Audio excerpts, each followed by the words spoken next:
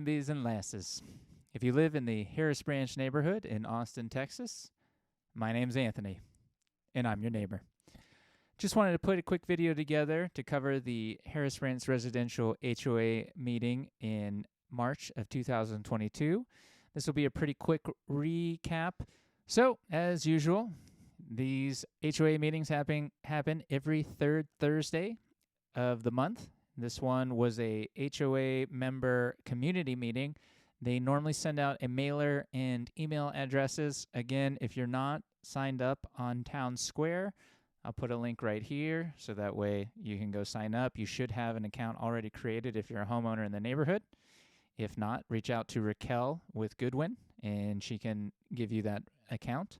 So the community meetings are meetings that we used to do in person. I think they're going to start bringing those back now that the coronavirus and its many variants has started to slow down as far as infections and deaths.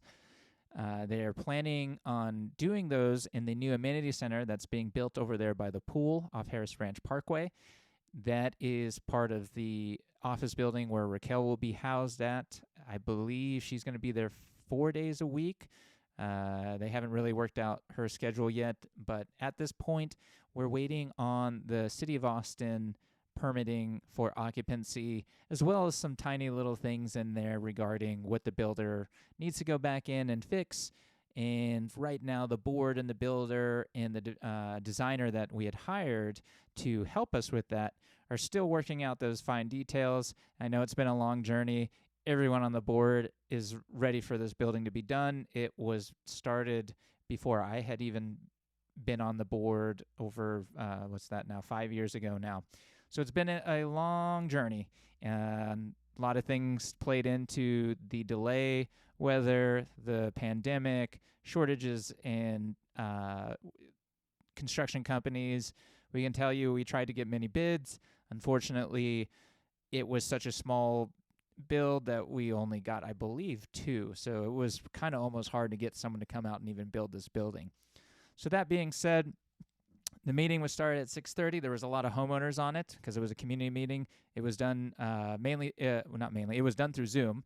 So always remember the Zoom link comes out with those emails. You can always find that here if you want. Comment below and I can post the link for you to join.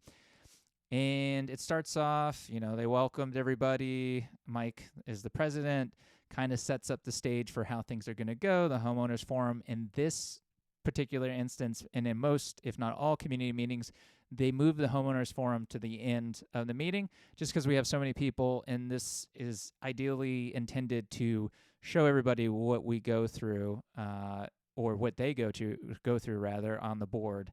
So they had 5 members. All 5 of them were present. They had a quorum. They approved the last meeting minutes. We heard from Jorge, who is our treasurer. So far has been a really good treasurer, really keen eye on the spreadsheets. The community manager report, president's report, Mike went over that. I don't think there was much on that. There was several car accidents that had occurred that we had to fix fences from that were HOA-owned fences. There was new roofing done at the amenity center from the damage from the hailstorms and the snowstorm Uri. They finished up the tennis screens on the tennis court. I still think that they removed the backboards despite not a lot of feedback from the community on whether or not to keep them. So those were done. The additional pieces that Mike reported on were the north and south Lakeview mailboxes. Those 2 neighborhoods have a mailbox system that is covered by sort of like not a pergola, but it's covered with shingles. And those were damaged, of course, during the hailstorm, and those were replaced, I believe, under insurance coverage. Next, we hit the community reports. As mentioned in previous video, community reports are run by Gary Belcher. He is sort of the funnel for members in the neighborhood who have complaints, praises, interests, things of that nature. There's not very many people who reach out to him, considering we've got 2,100 homeowners in the neighborhood. So feel free to reach out to him and let him know about things that you would like the board to consider or even put on the radar for them. Gary had focused mainly on the lights, the street lights on the neighborhood roads. He's very focused on getting the ones that are out replaced.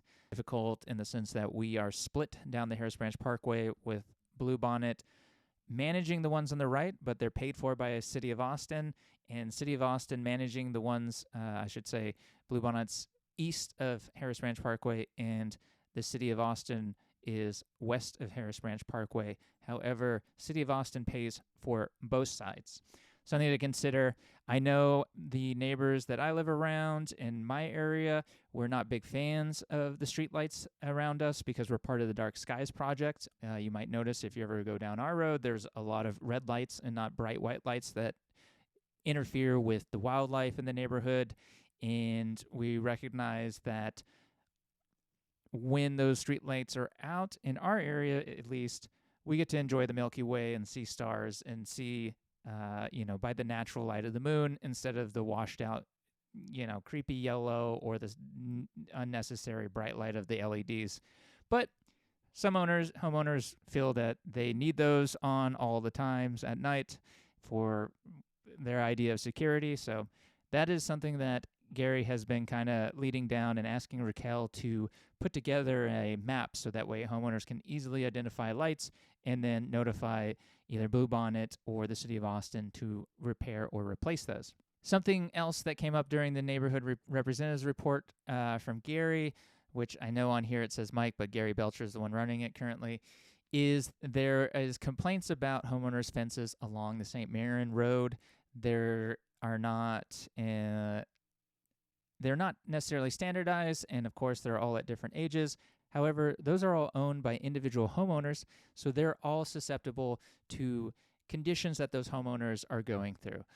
And fences tend to be bank drains when it comes to maintaining them. It's just not something that's that important to the health of a neighborhood. Really, the biggest thing is tree cover, shade, especially as we have lost many of our large trees during the snowstorm Uri. And if you look at temperatures in neighborhoods that have large trees and good shade, the temperatures on those roads and sidewalks are significantly lower than areas that have no trees. Just go walk in one of the newer neighborhoods versus one of the older neighborhoods. You'll notice a stark difference in the temperature and how unbearable it can be on those concrete sidewalks with no shade. Something I think personally we should be investing a lot more money into to bring down the temperature and make the neighborhood much more walkable, because I see a lot of us out there who enjoy walking around the neighborhood, and we've got a great community to walk around in. Now, moving on to the fence committee. Martin wasn't there. Not much to say on that. Let's see. The architectural change, this is something I've been talking about in my previous videos. There was no new update on it. There are 5 allowed homeowners who can join it. The SB Senate Bill 1588 had kicked our president, Mike McLaughlin, and our vice president, David Alley, off of the ACC. With that Senate rule, you're not allowed to serve on the ACC board in the HOA board. I think that's great. It gives a lot more democracy back to homeowners and kind of takes the stranglehold of those in power off of that decision process. The thing that's kind of disappointing at this point is that happened back in, I believe, September of last year when I was on the board, and we had quite a few homeowners who have applied. However, the board has kind of dragged their feet and are now trying to hide behind this idea that the application for all the ACC members who are applying needs to be standardized. And it's sort of baffling when you've already had so many homeowners who are interested and want to be part of it, yet you're holding them at bay to, kind of filter out, almost in my opinion, somebody who you can easily, manipulate into your perception of what you want the neighborhood to look like, as opposed to just letting that board be independent of the HOA board. That being said, there's only 3 members currently on the ACC, and I know there's more than 2 people who've already applied to be the last 2 on that. So kind of disappointing update from the ACC, Raquel, who gives that update, as well as Mike and David, who have kind of been running it still in the background. So we'll have more to see and say on that. The amenity center expansion, as I mentioned, it came down to they're working that out, need the permitting so Raquel can be in it, and then we can also open it up to homeowners. Communications, that is the HOA official Facebook as well as the Twitter. That's something that I end up running a lot of the time. Most of the information on that is just how to set up ACC, Architectural Control Committee requests, or how to get pool keys or things like that, and I provide that information on how you can do that. I'll probably do a video on how to do that as well, just as an easy walkthrough, so that way I can just link that in the future for homeowners who are looking to achieve that. The other thing in regards to the communications is the Harris Branch Community Garage Sale. As mentioned in the previous video, the City of Austin has stopped doing bulk pickup. However, the garage sale is going to continue on plan as scheduled, as if that bulk pickup was still going. Those updates will be coming out through Nextdoor, Town Square, the Facebook, and you'll get an email blast if you're on the Harris Branch neighborhood email list. Covered most of these here in the old business. All right, one of the ones I did want to point out, one that's kind of near and dear to me, is number D here, the covered bicycle rack requirement. I engaged the board about, where we at on this? Are we going to move forward with installing this? And unfortunately, the response was they're trying to see if they have to or not. When you consider the fact that a covered bike rack is definitely something that enhances a community, it improves micromobility. It allows people to ride their bikes and, lock them up and prevent them from being, if you go to the gym, the community gym, and you're working out in there and you come out and it's raining, at least your bike isn't soaked in water. Or, you go up there and you come out and your bike isn't boiling hot because it's been sitting in the sun. And unfortunately, they're trying to hold out so that way they don't have to install it. But when you look at them spending $30,000 on a fence, it's like, really, we can't spend a couple $100, $300, $400, maybe $1,000 on a nice bike rack for our homeowners and kids to go up and lock their bikes and know that they're safe. Let's see here. H, Sterling Bridge fencing panels for 7 sections of the cast concrete fence have been manufactured and are the key for installation. Date for installation scheduled for the end of February, early March.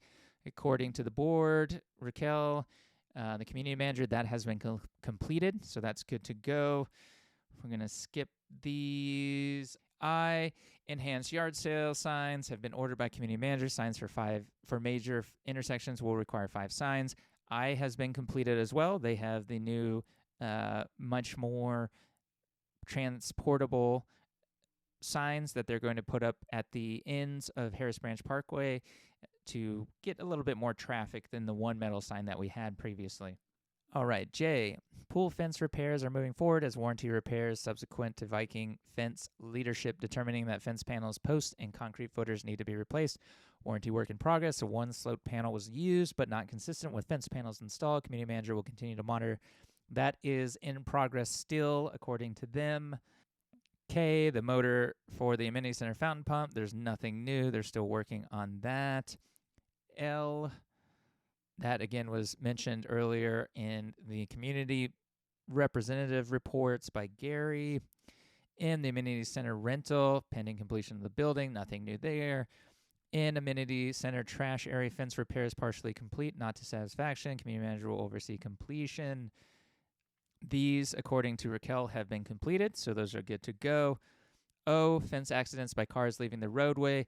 Those have all been repaired as far as we know, according to Mike in his president update. P, the food trucks. I'm going to link right here. Again, there is a Facebook community that is being run right now. I forget the name of the lady, but you'll see her there. She just recently started doing it, that she sends out invites for the food trucks and when they'll be here and which food trucks will be here. Something I think is pretty sweet, because we all know we kind of live in a food desert when it comes to good food out here in the Harris Branch area. Q, community garage sale, that was already covered earlier. R, the Easter Weekend Festival, that's still on so far. I talked about that in the previous video. Feel free to go back and watch that there. Somebody had asked about the Samsitic acidic water spill. I'm sure most of you should know about it. It was covered by KXAN. I believe Samsung said they sent out a message to homeowners. They had talked to the board about doing enhancements on it. Unfortunately, I'm not on the board anymore, so what those enhancements are were not clarified and were not provided to me. So it'll be interesting to see what they mean by doing enhancements in those areas. I know the email that they sent out to us was very full of public relations propaganda in the sense of, all their work that they're doing and, they won't happen again, but they don't necessarily explain what it is they're doing to prevent that. And there was no offer of any sort of funding to any of the people impacted, including the HOA residential or the HOA master or even the homeowners. One of the things to consider is, according to them, it didn't go all the way necessarily into the Harris Branch area. However, we all know how things go with spills and how large companies really like to downplay how much of an impact they have, especially to nearby communities. The field fire in the commercial lot adjacent to Speyside was reported by a homeowner who indicated charred homeowner fencing may have occurred. That looks to be pretty minimal. Those fences are owned by homeowners, not by the board or the residential HOA. So that will pretty much fall on the homeowners to replace. There has been talk from Mike on the residential HOA about engaging the lot owner to see if there's any sort of liability to them for that. However, I don't think that's going to come to fruition, that they're going to pay anything out to the damaged fences. All right, then we had a few homeowners to get on and ask some questions. There was, as usual, requests to make the lights longer along Harris Branch Parkway due to the high speeds out there. There was mention of speed bumps out there, sorts of things that would slow traffic down.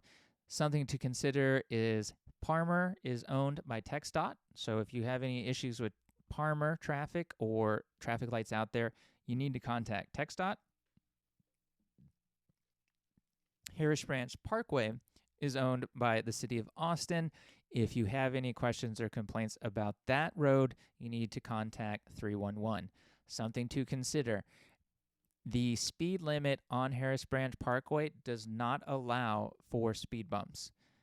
Because of the high speeds, you cannot put speed bumps out there. It would be even more dangerous than the speeds that, unfortunately, the few people who use it that go that fast are doing. There may be some inclination on the city, if there's enough of a trending call to them, to put in four-way stops or traffic lights. Again, there's already some four-way stops out there, and those don't really seem to do much. The city APD had put out know your speed limit sign. Of course, after that's been out there for so long, it doesn't really do much. The main solution to all traffic problems is transit, right? If you have buses and trains and people don't have to drive cars and trucks and SUVs, less traffic on the road, less reason for people to be in those and going at egregious speeds. So be a big proponent for public transit out here. Advocate for bus stops, advocate for train stops to reduce the flow of traffic through the neighborhood. There was an additional homeowner who was complaining about solicitors.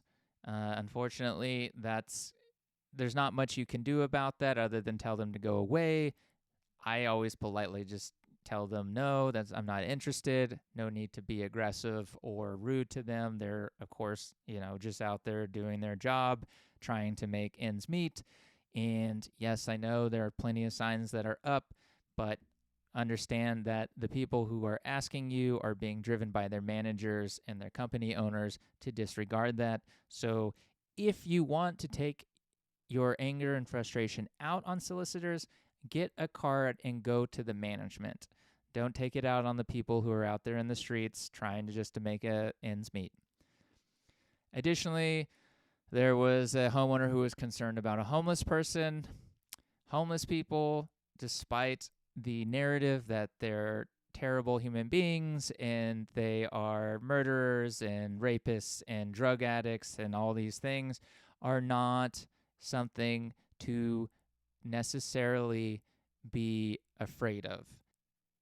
Additional homeowner, I believe Fred is his name. He's been in the neighborhood for quite a while. I believe he is a retired attorney or still practicing attorney. He brought up one of the threads on the Nextdoor, one of the ladies who was cited for too many plant pots in her front yard. He had been asking for the policies on it, wanting to kind of get down in the nitty-gritty of the application of this. In my opinion, the best way to help homeowners is not through a punitive measure where you punish them, it is through educational. Lay out the reasons why, provide those reasons to the homeowner, and I'll give them an opportunity or many opportunities to correct that action.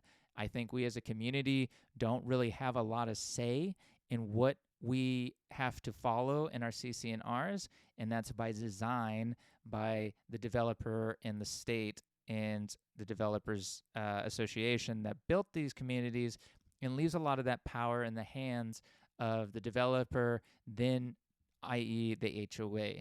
Something that has been an issue for an HOA in changing a lot of our old draconic laws is there is a rule in there that says any rule must have 67% homeowner approval.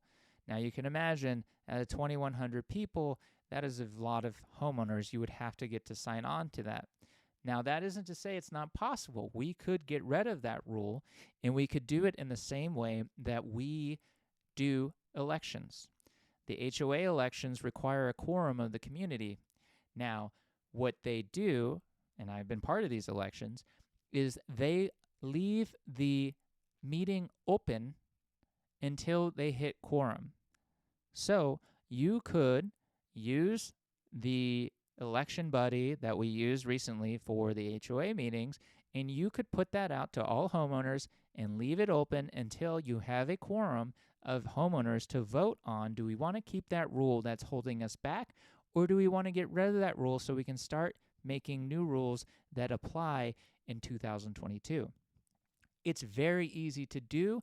When I brought it up to the board, unfortunately, Mike, Gary, David were very opposed to such a democratic process or application or giving homeowners that ability to say, you know what, this rule is hindering us on making new rules, and as our community changes, we need to start doing things differently than we did back in the early to late 90s when those rules were written. So something to keep in mind, especially when you are going to vote in the upcoming election on who you are going to vote for, see how they want to proceed with unlocking rights for homeowners and taking away the authoritarian power of the HOA. It's possible, and it's really easy to do electronically these days. It's just a matter of getting enough people on the board that want to do it. All right, and the last thing one homeowner brought up was the Farm Haven traffic in front of the school. That's something that comes up a lot. I might make a video of things that come up a lot in the HOA Harris Branch neighborhood. The homeowner forum had finished, and they had adjourned the meeting. There wasn't anything further. There was an executive session. Those are sessions that homeowners are not privy to. They talk about specific homeowners and default, or that they're pursuing liens against their houses. Things of that nature happen in executive session. Well, I hope this has been helpful for you. Again, I realized on the previous videos I had it set for safe for kids, and unfortunately on YouTube that turns off the comment section, so a lot of people weren't able to comment there. I try and get these things out at the end of the month, at least a week before the next meeting. Sometimes things come up and I can't get them done, but I'm going to try and keep up with the schedule. If you have any questions, concerns, critiques, anything that you'd like to know, just leave a comment in the comment section below. Feel free to hit that subscribe and keep up to date with what's going down in the Harris Branch residential HOA meetings. And on that note, as usual, I'm Anthony, your neighbor. Y'all take care, folks.